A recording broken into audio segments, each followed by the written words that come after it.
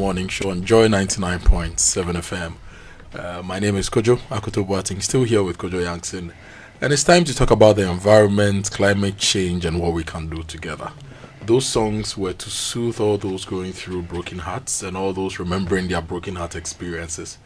We hope the music helped a little bit. Together, we will work on our mental health this month on the show. But I've been joined by Mr. James Addison. He's the head of publicity and media relations at the Pan-African Center for Climate Policy. And I also have Nana Apa Kranche, the 7th. He's the chief of Ekonfi Abaka. He's also a member of the advisory board of the Pan-African Center for Climate Policy, and is the chairman of the Environmental Education and Lifelong Learning Africa Regional Conference, which is about to happen very soon here in Accra. Nana and Mr. Addison, good morning. Welcome to this morning show. Good morning. Good morning. I hope you are well. Yes, we are good. Yes. Earlier we were talking about heartbreaks and how we are going to deal with it. And one of the biggest issues causing a heartbreak for all of us is environmental degradation, pollution, illegal mining, and its effects on the environment. And I'm happy that the Pan-African Center for Climate Policy is working on this. First, before we even get into the upcoming events, what is the Pan-African Center for Climate Policy? What are you about? What do you do? Okay, thanks so much for this opportunity. I'm very happy to be here on this prestigious morning show. I should say the mother of all. Yes, and we are celebrating 30 years. Maybe you should share your Joy FM experience. Yes. I'm full of nostalgia because growing up, if you wanted to be politically conscious, then you have to be hooked onto the SMS, the Joy Super Morning Show. So, yes, I'm happy to be here. And then I should say you deserve all the praise and all the legendary status you enjoy up to this time, because you've done very, very, very well keeping this at that high level for such a long time. So I'm sure PAC Policy will award the multimedia group and then probably the SMS because everybody who is around my time growing up, if you saw anybody trying to raise some stakes as antennas, it means the person was trying to catch joy, just so you could be current and then be on the political map. So in your town, Ekonfi Abaka, you used to raise antennas and yes, all that? Not just Ekonfi Abaka, the whole of Ekonfi, Mankesim. Yes, we used to raise, sometimes bamboo sticks, long ones. Yes, and then just to make sure that you are current. Yeah. Yes, like you have all the latest songs, and I don't know why you have kept all that tradition. I go hear the songs that you are playing.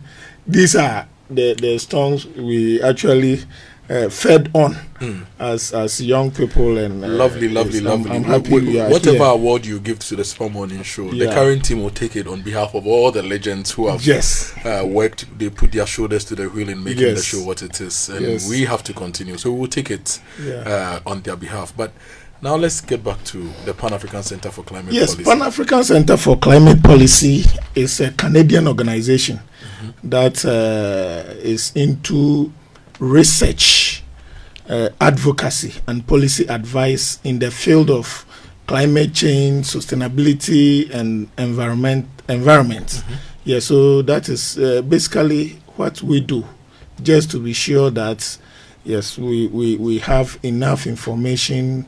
We educate through advocacy programs like the conference that is coming up, and then yes, we are able to also advise the government on steps to take to ensure that we, at least if we can improve what we came to meet, we can preserve it for the future.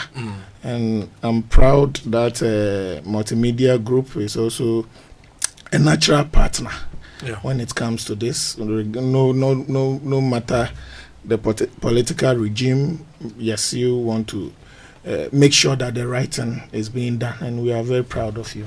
And so you have the Environmental Education and Lifelong Learning event, African Region Conference, coming up. Tell us about this event, yes, and what it seeks to achieve. The Environmental Education and Lifelong Learning African Region Conference 2025. It's only means to put together heads.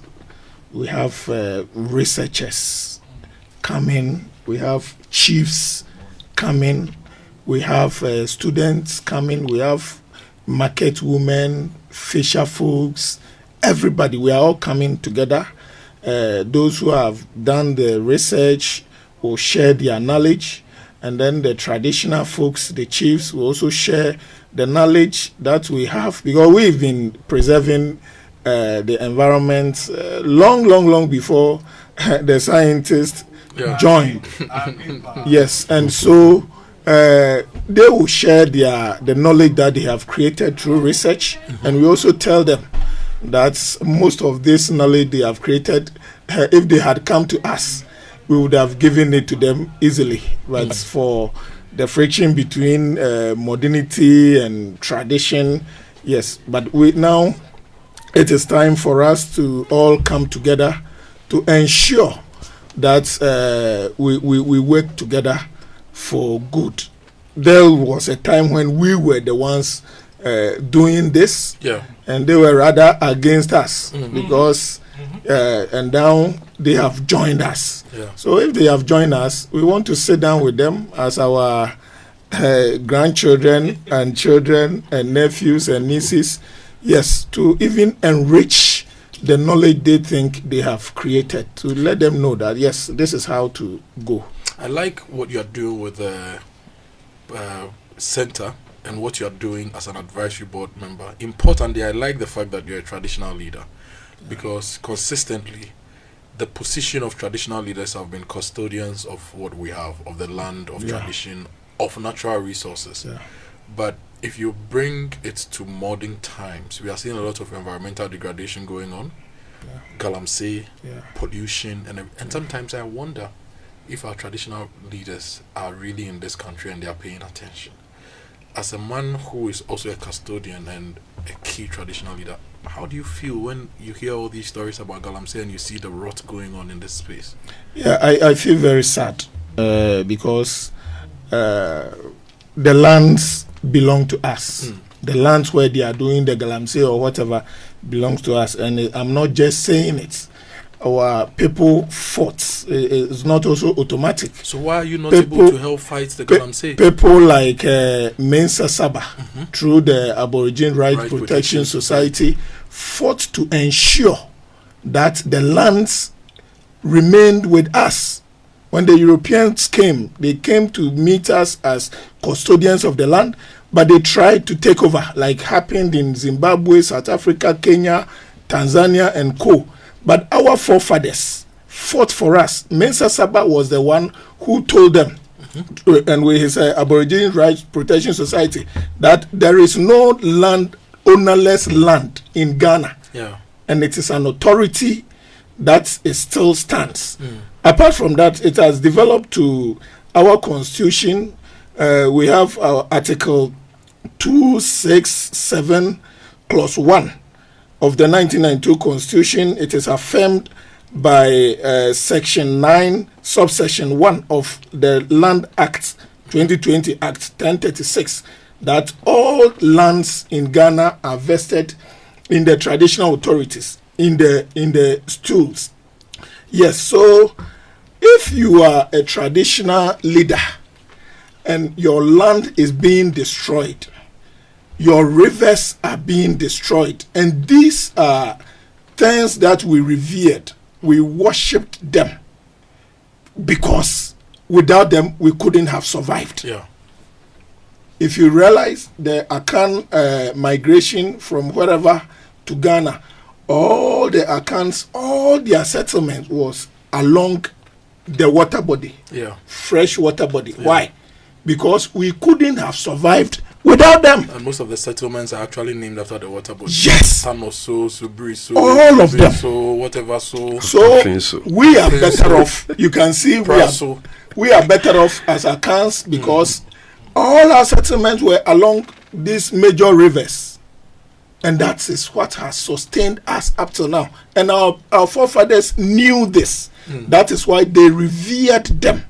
So if it's been passed on, over 1,000 years to your time, and you feel because you need some gold, some money to spend now, so you should destroy it, then we must, those of us involved must bow down our heads. Based on this, based on Article 261 Clause 1 and all the things you've said, the chiefs, our traditional leaders, actually have the power. Are vested so in they us. have the power to stop Galamsey. Why not even before they come? So in this case, as we see a lot of Galamsey happening right in the presence of some of these traditional leaders, what must we do? Is there something we can do to them whilst we safeguard the environment for future generations? Okay, so when it comes, how can we be untouchable? Because we are part of the society, and if there is no water to drink, the chiefs also don't have water to drink. True. And our families, and we can't afford, as I sit here, I can't afford to buy bottled water for every single family member of mine. True. Or every single community member of mine. So the only way we can serve their interest of sustenance is to ensure that we preserve this environment. When it comes to the Galamsey, the chiefs own the land, as you know. But then you go to Article 257 Clause 6, which also says that even though the chiefs own the land, the mineral resources if found in the same land now belong to the states. So we own the land, but the state also has found a way to say that, okay, you own the land, we are not taking it from you, but if there is gold, it belongs to us.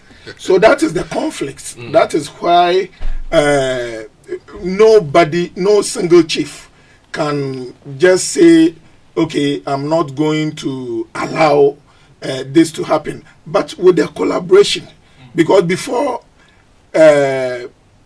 gold mining is started in your community, the government will not come in. It is some miner who will come and then ask for your consent in the land. Then they will then get, if they are convinced enough there are minerals there, then they will contact the government for what they call approvals. Exploration and regulatory license for exploration and all that before the states will come in. When the state comes in and they are getting whatever they like, then it will be difficult for the chief to say, no, we will not allow you to mine. But before then, if they come and they say, we need land for mining and we suspect you have land here, until you give them the green lights, they can't even go to the regulatory authorities for prospecting license. So at my place, I was there when some business people came with a cross section of some town folks to me and said they want to mine clay in my community.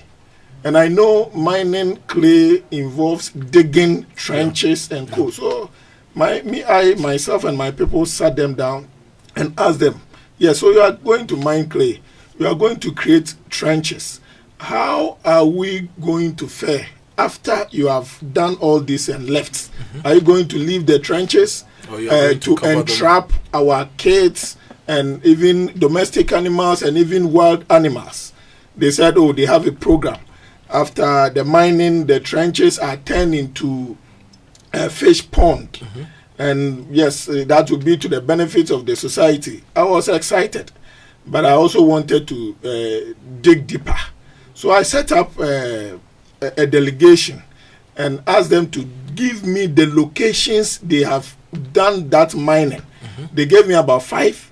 I set up a delegation with some of the community, some Ebushapenin, some sub-chiefs, some assembly member himself was part of it, some of the unit committee members, to go round. They went round, came back, and each and every place they went, they were actually looking for those people to attack because they brought this same sweet. We will excavate clay. We will help you do fish farming, and none of them had happened there. So now you've had quite a lot of. So this is why I cancelled that program. So with your experience, it gives me the confidence that the environmental education and lifelong learning event is going to be very, very rich. And so for listeners who want to know when it's happening and how they can be a part, when is it happening and who can be a part of this particular event? Is it open to the public? Maybe James can give us some more information on that. Yeah, that's fine. But before then, quickly, we need to also note that 2/3 of people in this part of the world that earn below $2, right, they earn from the environment. I'm talking about agriculture. Yeah. And if there's anything that directly affects them, that means they are simply going to be taken off. Out, already they are poor. Yeah. And very soon, I don't know whether we can get some word from our people to describe how they're going to find themselves. So this is going to happen in British Council. Right? People are, British Council Auditorium. People are coming from all over Africa, including participants and speakers from Canada. And it's happening on the 24th and 25th of July. Right? The 2 days are all fully packed, and we are encouraging people to come. And if you want to get in touch and register, it's the number that you can contact is 0243 212828. 0243 212828. And you'll be supported to register and secure your place. So anybody can come, academia, industry, chiefs, farmers, students, anybody can come for this event. Who are the partners you are working with on this event? Yeah. Okay, so the one major proud partner is Multimedia. They've given us their platform to reach the global audience, to be part of our partners. We also have EPA, Environmental Protection Authority, being one of our major partners. And then we also have Ministry of Lands and Natural Resources, also partner with us. And then we have this new ministry, that's a Ministry of Sustainability and Climate Change. They are also with us. MTN Ghana is also supporting us. Yes, so we have other media partners that are also helping us. So, yes, we are very proud. We have ATU, that's Accra Technical University, UCC, Cape Coast Technical University. They are all with us. So we are going to have a lot of scientists, a lot of professors who have done work in the environmental, climate change, and sustainability area. They are going to present their papers. We also have some PhD students and who are also going to use the conference as a platform to present their academic papers. And then we have the chiefs who have that divine role of preserving the environment until this grid setting. We are also coming with indigenous knowledge. We are doing climate change, environment, sustainability, but park policy. Our unique approach is indigenous knowledge. We are applying indigenous knowledge to this, and then I believe that we have been on Earth. The indigenous people have taken care of the environment for thousands of years before industrialization and all materialism that brought us here. So we are reverting to the indigenous knowledge, and I'm sure we have a better chance. It's been an honor talking to you, Nana, and Mr. Addison. Yes. And I wish you all the best with this event. But Nana, going forward, I would want to have a longer conversation with you on innovative traditional leadership. Good. Using indigenous knowledge and experiences to drive growth in a sustainable environment. Good. I want to have that conversation with you in the near future. That's fine. But that should be after your event. So I wish you all the best. Thank you for joining us this morning. We'll go for a quick break. When we return, we'll wrap up on the Super Morning Show, bring some more messages. But remember, the Environmental Education and Lifelong Learning event is happening 24th, 26th of this month. 24th, 25th of July. And then after that, we have also 16th and 17th of October in Toronto. Okay. The July event is in Ghana, British Council Auditorium, and then the October is in Canada. But if you are interested in all these events or any of them, you call the number mentioned 0243212828. If you just WhatsApp us hi, we'll send you the link so you can go to our website to register. Thank you so much, Nana. We'll go for a quick break. We'll be right back. Stay with us.